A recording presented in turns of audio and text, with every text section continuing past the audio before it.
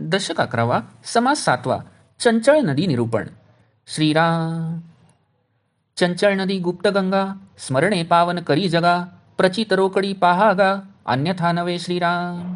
केवळ अचंचळी निर्माण झाली, अधोमुखे बळे चालली. अखंड वाहे परी देखिली, नाहीच कोणी श्रीराम. वळणे वाकाणे भोवरे, उकळ्या तरंग झरे.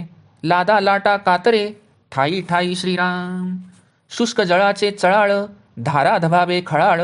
चिपळ्या चळक्या भळाळ, चपळ पाणी श्रीराम. फेण फुगे हेलावे, सैरा वैरा उदक धावे. थेंब फुई मोजावे, अणुरेणू किती श्रीराम. वोसाणे वाहती उदंड, झोतावे दरकुटे दगड. खडके बेटे आड, वळसा उठे श्रीराम. मृदभूमी तुटोन गेल्या, कठीण तैस्याची राहिल्या. ठाई ठाई उदंड पाहिल्या, सृष्टीमध्ये श्रीराम. एक ते वाहतची गेले, एक वळशामध्ये पडले. एक साकडीत अडकले, अधोमुख श्रीराम. एक आपट आपटोच गेली, एक चिरड चिरडोच मेली. किती एक ते फुगली, पाणी भरले श्रीराम. एक बळाचे निवडले, ते पोहतची उगमास गेले. उगम दर्शने पवित्र झाले, तीर्थरूप श्रीराम. तेथे ब्रह्मादिकांची भुवने, ब्रह्मांड देवतांची स्थाने. उफराटी गंगा पाहता मिळणे, सकळास तेथे श्रीराम. त्या जळा ऐसे नाही निर्मळ, त्या जळा ऐसे नाही चंचळ. आपो नारायण केवळ, बोलिजे त्यासी श्रीराम. महानदी परी अंतराळी, प्रत्यक्ष वाहे सर्व काळी. स्वर्गमृत्य पाताळी, पसरली पहा श्रीराम. अधोर्ध अष्टही दिशा, तिचे उदक करी वळसा. जाणते जाणती जगदीशा, सारिखीच ते श्रीराम. अनंत पात्री उदक भरले, कोठे पाज पाजरोच गेले. किती एक ते वेचले, संसारासी श्रीराम. येक्या संगे ते कडवट, येक्या संगे ते गुळचट. येक्या संगे ते तिखट, तुरट क्षार श्रीराम. ज्या ज्या पदार्थास मिळे, तेथे तद्रूपची मिसळे. सखोल भूमीस तुंबळे, सखोलपणे श्रीराम. विषामध्ये विषची होते, अमृतामध्ये मिळवून जाते. सुगंधी सुगंधते, दुर्गंधी दुर्गंध श्रीराम. गुणी अवगुणी मिळे, ज्याचे त्यापरी निवळे. त्या उदकाचा महिमा न कळे, उदके विण श्रीराम. उदक वाहे अपरंपार, न कळे नदी की सरोवर.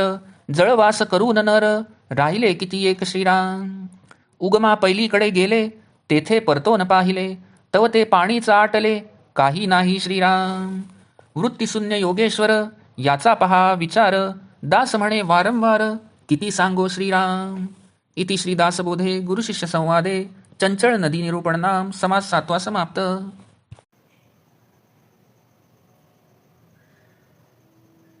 दशक 11वा समास 7वा चंचळ नदी निरूपण. श्रीराम.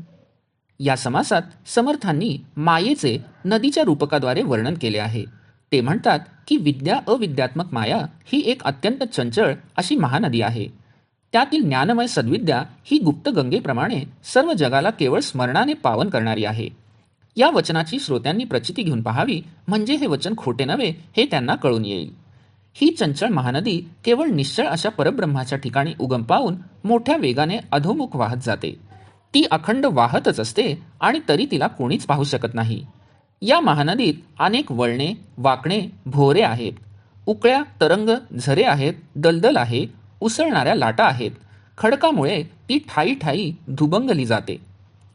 कित्येक ठिकाणी तिचे पात्र अगदी कोरडे पडलेले असते, तर काही ठिकाणी तिचा प्रवाह धबधब्याच्या रूपाने खळखळाट करीत कोसळत असतो. काही ठिकाणी पात्र अगदी अरुंद असते, काही ठिकाणी खूप रुंदही असते. काही जागी प्रवाह खूप जोरात वाहत असतो. असे हे पाणी अत्यंत चंचळ व चपळ असते.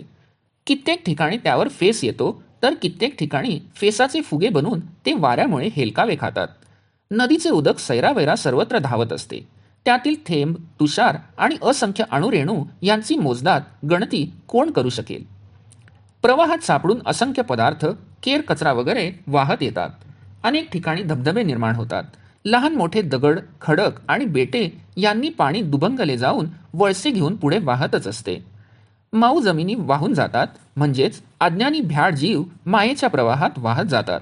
तर कठीण जमिनी म्हणजेच ज्ञानी शूर लोक जसेच्या तसेच राहतात. असे दृश्य सृष्टीमध्ये जागोजागी दिसत असते. काही लोक या माया नदीत वाहतच गेले, कोणी भोवऱ्यात अडकले, तर काही अधोमुख होऊन कडे कपारीत अडकले.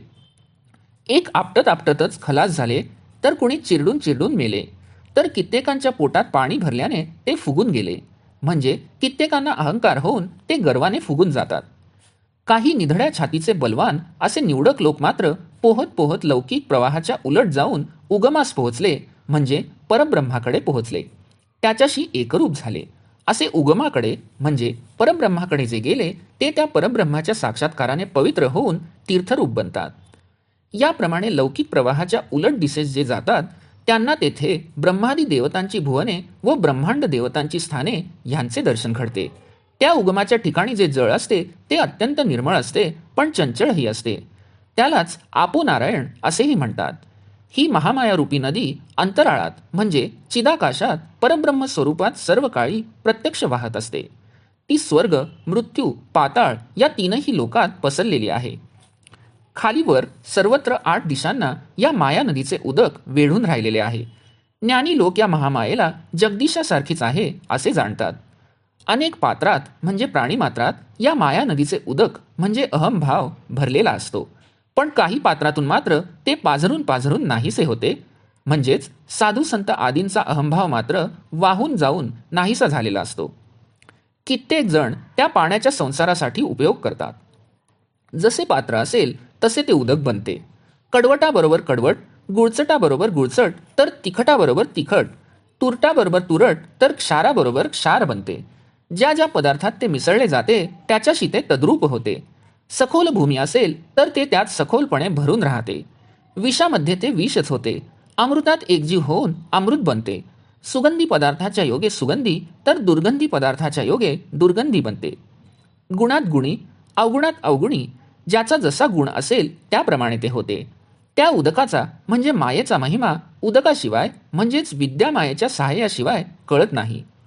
उदक इतके अपरंपार वाहत असते की नदी आहे की सरोवर आहे हेही कळत नाही. त्यात कित्येक माणसे जळवास करून म्हणजे संसारातच गुंतून राहतात. ते उगमापलीकडे जातात. काही जण उगमापलीकडे जातात म्हणजे मायेपलीकडे जाऊन परब्रह्मापर्यंत पोहोचतात. त्यांनी मागे वळून पाहिले की त्यांना सर्व पाणीच आटून गेलेले दिसते. तेथे पाणीच नाही, काहीही नाही असा अनुभव त्यांना येतो. मीपणा विरहित जे साक्षात्कारी योगेश्वर त्यांचा अनुभव असा असतो. या संबंधी श्रोत्यांनी विचार करावा.